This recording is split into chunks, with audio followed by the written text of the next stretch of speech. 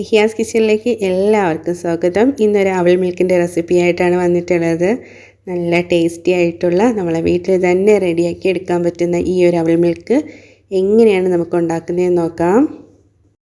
അപ്പോൾ അതിനായിട്ട് ഫസ്റ്റ് നമുക്ക് വേണ്ടത് കുറച്ച് അവിലൊന്ന് ഇതുപോലെ ഒന്ന് റോസ്റ്റ് ചെയ്തെടുക്കണം. ഞാനിവിടെ വൈറ്റ് അവിലാണ് എടുത്തിട്ടുള്ളത്. റെഡ് ആണെങ്കിൽ അതായിരിക്കും കുറച്ചുകൂടെ ഒരു ടേസ്റ്റ് കിട്ടുക. എൻ്റെ കയ്യിൽ ഇതേ ഉള്ളായിരുന്നു. അപ്പോൾ നമുക്കിതൊന്ന് വറുത്തെടുക്കാം. ഞാനിവിടെ കുറച്ചധികം എടുത്തിട്ടുണ്ട്.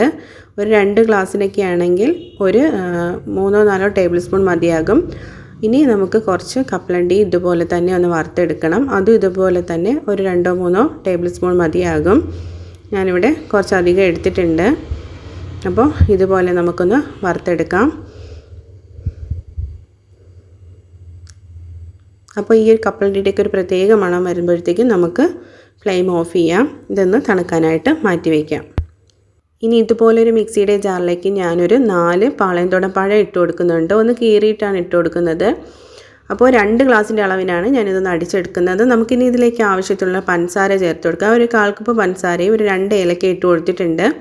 ഇനി ഇതിലേക്ക് ഒരു 1/2 കപ്പ് പാൽ ഒഴിച്ച് കൊടുക്കുന്നുണ്ട്. ഞാൻ തണുത്ത പാലാണ് എടുത്തിട്ടുള്ളത്. നിങ്ങൾക്ക് വേണമെങ്കിൽ ഫ്രീസറിൽ വെച്ച് ഒന്ന് ജസ്റ്റ് ഒന്ന് കട്ടാക്കിയതിന് ശേഷം എടുക്കാവുന്നതാണ്. അപ്പോൾ അതാണ്ട് ഇതുപോലെ ഒന്ന് അടിച്ചെടുത്തിട്ടുണ്ട്. ഇനി നമുക്ക് ബാക്കിയിരിക്കുന്ന പാലും കൂടി ഇതിലേക്കൊന്ന് ചേർത്ത് കൊടുക്കാം. അപ്പോൾ ഇനി ഇതിനായിട്ട് ഞാൻ ദാണ്ട് ഇതുപോലത്തെ 2 ഗ്ലാസ് എടുത്തിട്ടുണ്ട്. അതിലേക്ക് കുറച്ച് ന്യൂട്രൽ അതാണ്ട് ഇതുപോലെ ഒന്ന് തേച്ച് കൊടുക്കുന്നുണ്ട് സ്പൂൺ വെച്ചിട്ട്. ഇല്ലെങ്കിൽ നിർബന്ധമൊന്നുമില്ല, ഒരു ഭംഗി കിട്ടാൻ വേണ്ടിയിട്ടാണ് ഇങ്ങനെ ചെയ്യുന്നത്. ഇനി ഇതിലേക്ക് നമ്മൾ നേരത്തെ അടിച്ച് വെച്ചിട്ടുള്ള കൂട്ട് കുറേശ്ശെ ഒന്ന് ഒഴിച്ചു കൊടുക്കാം.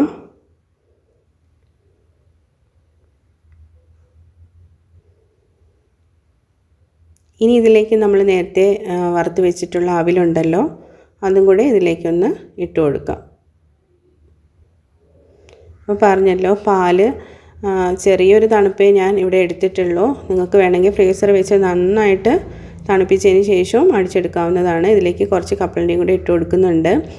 അപ്പോൾ അതായിരിക്കും കുറച്ചുകൂടെ ടേസ്റ്റ്. പിന്നെ തൊണ്ടയ്ക്കൊക്കെ പ്രശ്നമുള്ളവർക്കാണെങ്കിൽ അതൊരു ബുദ്ധിമുട്ടായിട്ട് മാറും. അതുകൊണ്ടാണ്. അപ്പോൾ കപ്പലണ്ടിയും കൂടെ ഇട്ട് കൊടുത്തതിന് ശേഷം ഇതിലേക്ക് കുറച്ച് ചെറീസും കൂടെ ഇതാണ്ട് ഇതുപോലെ ഒന്ന് ഇട്ട് കൊടുക്കുകയാണ്.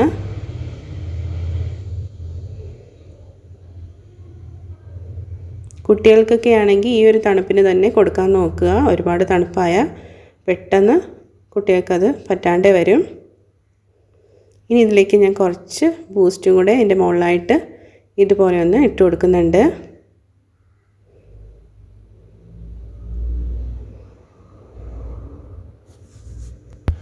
അപ്പോൾ 2 ഗ്ലാസ്സിലും ബൂസ്റ്റൊക്കെ ഇട്ട് എടുത്തിട്ടുണ്ട്. ഇനി ഇതിൻ്റെ മുകളിലായിട്ട് നമുക്ക് ബാക്കിയിരിക്കുന്ന ജ്യൂസും ഇതുപോലെ ഒന്ന് ഒഴിച്ചു കൊടുക്കാം. ഇനി ഞാൻ ഇതിൻ്റെ മുകളിലായിട്ട് കുറച്ച് വാനില ഐസ്ക്രീമും കൂടെ ഇതുപോലെ തന്നെ വെച്ച് കൊടുക്കുകയാണ്. നല്ല ടേസ്റ്റാണ്.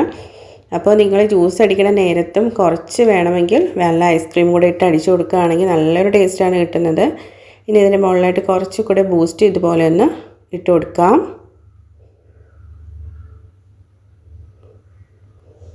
ഇനി ഇതിൻ്റെ മുകളിലായിട്ട് കുറച്ചുകൂടെ അവിൽ ഇതാണ്ട് ഇതുപോലെ തന്നെ ഇട്ട് കൊടുക്കുന്നുണ്ട്.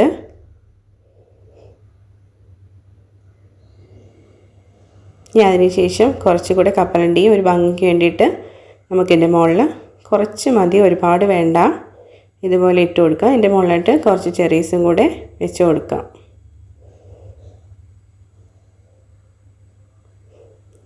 അപ്പോൾ നമ്മളുടെ അവൽ മിൽക്ക് ഇവിടെ റെഡി ആയിട്ടുണ്ട്. അപ്പോൾ എല്ലാവർക്കും ഇഷ്ടപ്പെട്ടെന്ന് വിചാരിക്കുന്നു. ഇഷ്ടപ്പെട്ടെങ്കിൽ നിങ്ങൾ ഇതുപോലെ ഒന്ന് ട്രൈ ചെയ്ത് നോക്കുക. നിങ്ങളുടെ അഭിപ്രായങ്ങളൊക്കെ കമൻറ്റ് ബോക്സിൽ അറിയിക്കുക. പിന്നെ ലൈക്ക് ചെയ്യാനും ഷെയർ ചെയ്യാനും സബ്സ്ക്രൈബ് ചെയ്യാനും മറന്നു പോകണ്ട. അപ്പോൾ പിന്നെ അടുത്ത വീഡിയോ ആയിട്ട് വരുന്നവരേക്കും ഓക്കെ ബൈ.